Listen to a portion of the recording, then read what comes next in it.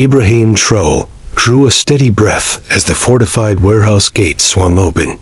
Inside, 2 tons of ivory, one of the world's most controversial treasures, awaited him. It was one of Africa's last legal ivory stockpiles. Burn it, preserve it, sell it, or do something else. Each option had its advocates and opponents. As Tro entered the warehouse, he knew his decision would affect not just Burkina Faso, but the future of the entire continent's natural resources. The ivory tusks were stacked in neat rows, tagged and catalogued with meticulous precision. Each one represented not just a dead elephant, but a complex moral and political question that had no easy answer. "Mr. President, the delegation awaits," said Ouedraogo, his chief aide, standing respectfully at the entrance. Tro nodded, but didn't immediately move. He needed this moment alone with the ivory to feel the weight of the decision he was about to make. Outside the warehouse, representatives from various international organizations had gathered the World Wildlife Fund sites. The Convention on International Trade and Endangered Species, UNESCO, as well as diplomats from Europe, America, and China. All had come to witness and influence Burkina Faso's decision regarding its ivory stockpile. For decades, the issue of ivory had divided the world. After the 1989 international ban on ivory trade to protect dwindling elephant populations, several African countries had been permitted to maintain legal stockpiles. Ivory that had been confiscated from poachers or collected before the ban. These stockpiles existed in a kind of legal limbo. Countries weren't permitted to sell them on the international market under normal circumstances, but occasional sanctioned sales had been allowed. For Burkina Faso, the question was particularly complex. As one of the world's poorest countries, the potential revenue from selling the ivory, estimated at over $20 million, could fund schools, hospitals, and infrastructure that the nation desperately needed. Yet the ethical implications and international relationships at stake made the decision far from straightforward. Tro approached one of the tusks, running his hand along its smooth surface. Each one told a story not just of the elephant it had belonged to, but of Africa's complex relationship with its wildlife and natural resources, of colonial exploitation, of sovereignty and responsibility. "We should join you now, Mr. President," Ouedraogo gently reminded him. Tro nodded and followed his chief aide outside, where camera crews from international news networks had set up. The world was watching. Whatever Burkina Faso decided would set a precedent for other African nations with similar stockpiles. As Tro approached the podium, he could see the diverse group gathered before him. Western conservationists wore expressions of barely concealed apprehension, clearly hoping he would announce the destruction of the stockpile. Chinese officials maintained inscrutable expressions. As the world's largest ivory market before their domestic ban in 2017, they had complex interests in the outcome. African delegates from neighboring countries watched with particular interest, knowing they might soon face similar decisions. "Thank you all for coming," Tro began, his voice steady and measured. "Today, Burkina Faso faces a decision that embodies a complex relationship between Africa's natural heritage, our economic needs, and our responsibility to the global environment." He paused, gazing straight at the camera lenses. "Our nation possesses 2 tons of legal ivory. Its potential market value exceeds $20 million. Funds that could construct numerous schools and clinics for communities in dire need. This is not a small consideration for one of the world's poorest countries." Murmurs rippled through the crowd. Was he signaling an intention to sell? However, Tro continued, "We also recognize that elephant populations across Africa remain vulnerable. That the demand for ivory, even when suppressed by bans, continues to drive poaching. That each tusk represents not just a magnificent animal, but an essential part of our ecological systems." The conservationists began to look hopeful. Was he preparing to announce the destruction of the stockpile? For too long, decisions about Africa's natural resources have been influenced, sometimes dictated by non-African interests. During the colonial era, our wildlife was decimated by European hunters, who saw Africa as their playground and our animals as their trophies. In more recent decades, our conservation policies have often been shaped by Western environmental organizations, while demand for wildlife products has been driven by markets in Asia. Tro's tone remained diplomatic, but his words carried an unmistakable edge that caused several Western representatives to shift uncomfortably. Today, Burkina Faso will chart a new course, one that recognizes both our sovereignty over our natural resources and our responsibility to the global community. The crowd fell silent, anticipating his announcement. We will neither destroy our ivory stockpile nor sell it on the international market. Confusion spread across the gathering. If not destruction or sale, what alternative remained? Instead, Tro continued, we will transform this ivory into something new, something that honors the elephants it came from, while benefiting the communities that live alongside wildlife today. He gestured, and assistants unveiled a large model. Behind him, showing an architectural design that caused gasps from the audience. This is the African Wildlife Heritage Center, Tro explained. A museum, research facility, and educational institution that will be built here in Burkina Faso, but will serve the entire continent.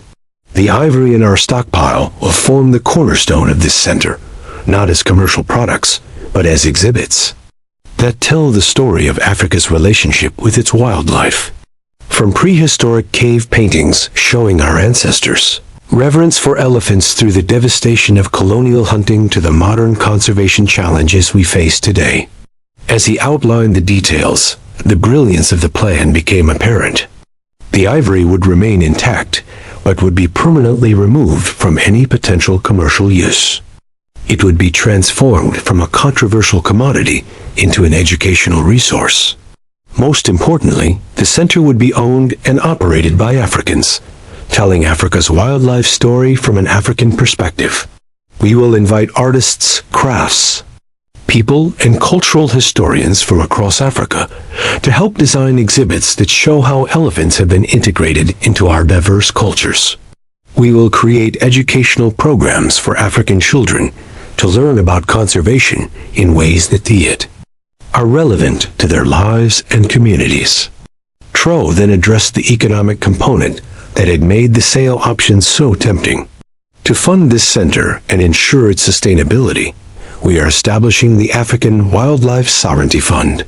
We invite international donors to contribute, not as a charity, but as an investment in a new model of conservation that respects both wildlife and the people who live alongside it.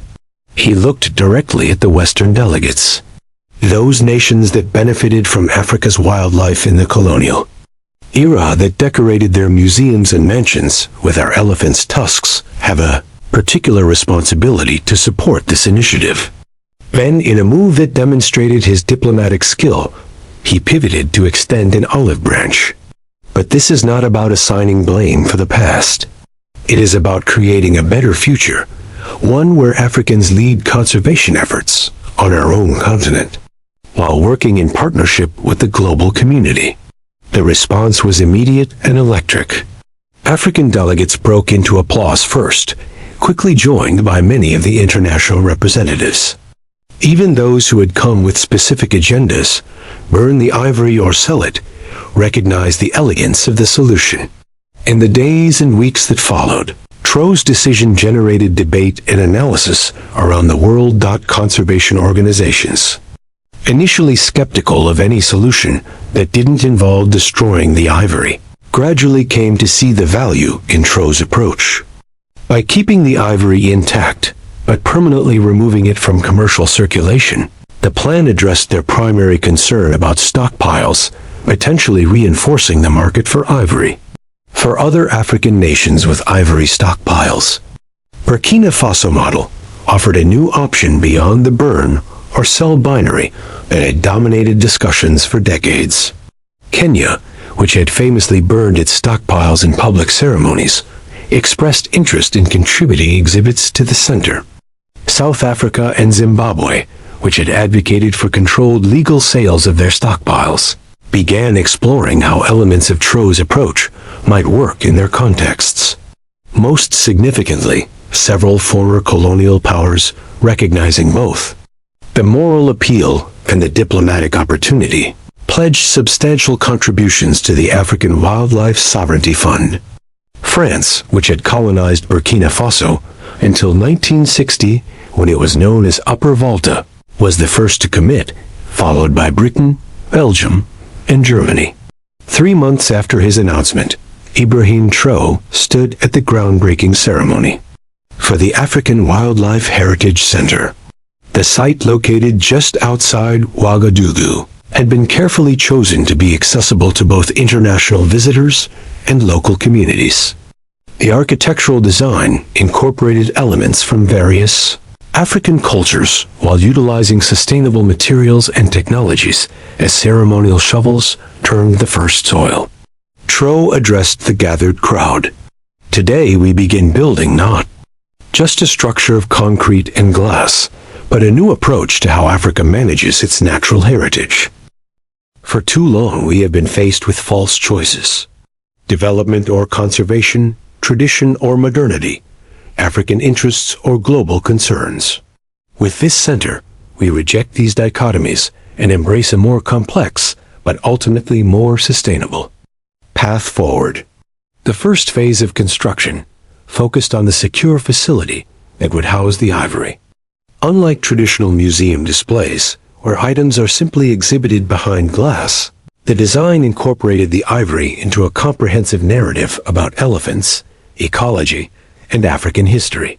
Interactive elements allowed visitors, particularly children, to engage with the material in meaningful ways without glorifying ivory as a commodity. African artists from across the continent were commissioned to create works for the center, interpreting the relationship between humans and elephants through various cultural lenses. Historians and anthropologists contributed research on how different African societies had traditionally viewed and interacted with elephants, often with a reverence that stood in stark contrast to colonial attitudes. One of the most powerful exhibits, titled The Colonial Hunter and the Modern Poacher, drew explicit connections between historical ivory exploitation by European colonizers and contemporary poaching networks. It demonstrated how both were driven by foreign demand and how both had devastating consequences for African wildlife and communities. 6 months into construction, the project faced its first major challenge. A prominent wildlife organization based in Europe launched a campaign criticizing Tro's decision not to destroy the ivory, arguing that any use of ivory, even educational, sent the wrong message. The campaign gained traction in Western media, putting pressure on some of the project's international supporters. Tro responded not with defensiveness, but with an invitation. He personally contacted the organization's leadership and invited them to visit the construction site and meet with the African conservationists, educators, and community representatives involved in developing the center's programming. "I understand your concerns," he told them during their visit, "but I ask you to consider whether conservation strategies developed in Europe or America are always appropriate for African realities. Our approach is not about preserving ivory as a valuable material. It is about preserving the memory of what ivory exploitation has cost our continent, so that future generations understand why elephants must be protected." A visit transformed the organization's perspective. In a public statement, they retracted their criticism and pledged their support for the center, acknowledging that conservation must respect and incorporate the perspectives of the communities most affected by these issues. As construction progressed, the center began to fulfill its educational mission even before officially opening. Local schools brought students to visit the site and learn about the project.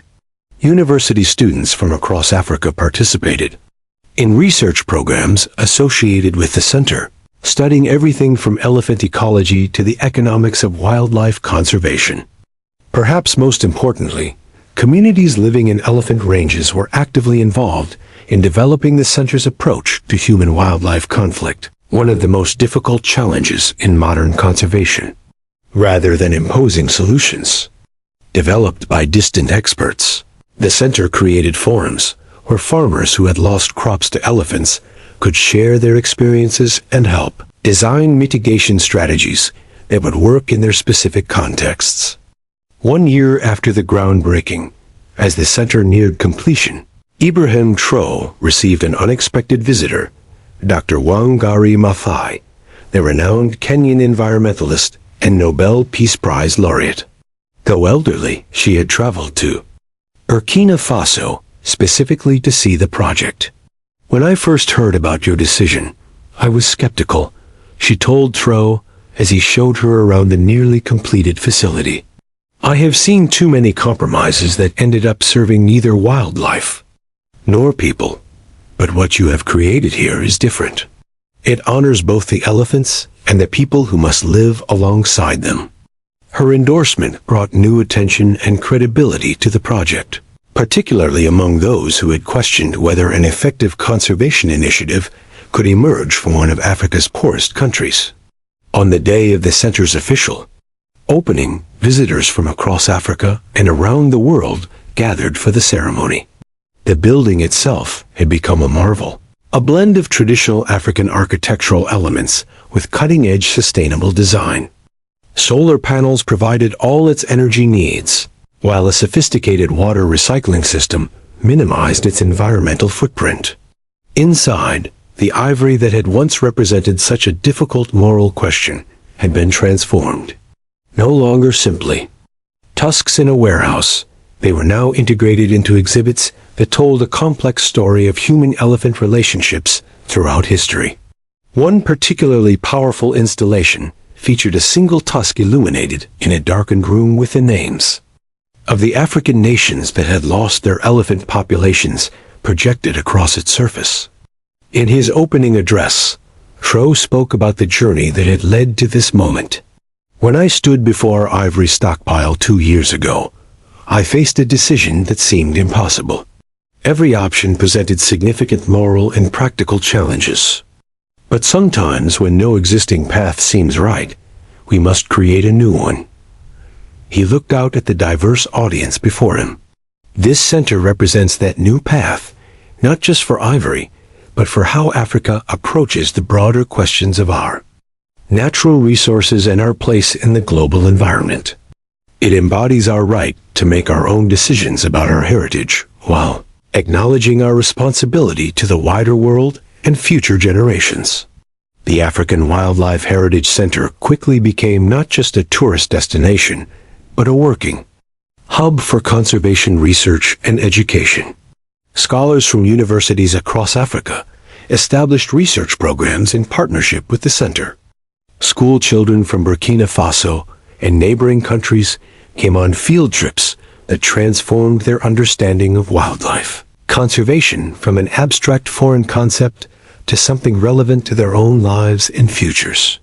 Most significantly, the center became a model for other African nations facing similar dilemmas about their natural resources. The approach, transforming controversial materials into educational resources while asserting African ownership of both the physical items and the narratives surrounding them, prove applicable beyond ivory to issues like mineral rights, forest management, and water resources. 3 years after the center's opening, a summit of African leaders was held there to discuss a continent-wide approach to natural resource sovereignty. The location was symbolic, a place where one nation had found a way to assert control over its resources while acknowledging global concerns. In his address to the summit, Ibrahim Traoré reflected on the broader significance of what had begun as a decision about 2 tons of ivory. What we have demonstrated here is that Africa need not be trapped in false dichotomies created by others. We can respect global environmental concerns without surrendering our sovereignty. We can honor our heritage while embracing innovation.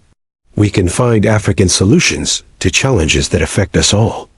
In the years that followed, as elephant populations gradually stabilized across much of Africa, and as new models of community-based conservation took root, the decision Tro had made about those 2 tons of ivory came to be seen as a turning point. The moment when Africa began to truly reclaim not just its natural resources, but the authority to determine how those resources would be protected and used. The ivory that had once symbolized exploitation had been transformed into a powerful tool for education and empowerment. The elephants it came from were gone, but their legacy now inspired the living. Both the elephants still roaming the savannas and forests of Africa and the people whose futures were inextricably linked with them.